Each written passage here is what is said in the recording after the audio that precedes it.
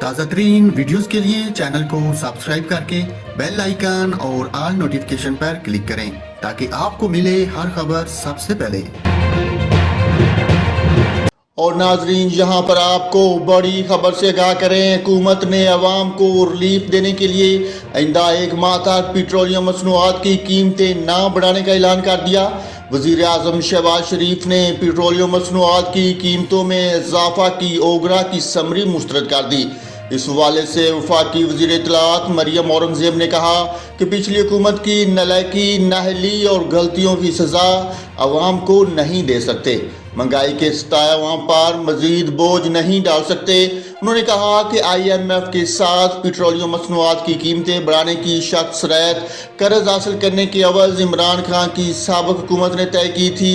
مہنگائی سے ستائی اور نڈھال عوام پر مزید بوجھ نہ ڈالنے کا حتی الامکان کوشش کی جا رہی ہے۔ ناظرین، آپ کو بڑی خبر سے آگاہ کیا ہے، حکومت نے عوام کو ریلیف دینے کا فیصلہ کر لیا۔ حکومت نے عوام کو ریلیف دینے کے لیے آئندہ 1 ماہ تک پیٹرولیم مصنوعات کی قیمتیں نہ بڑھانے کا فیصلہ کیا ہے۔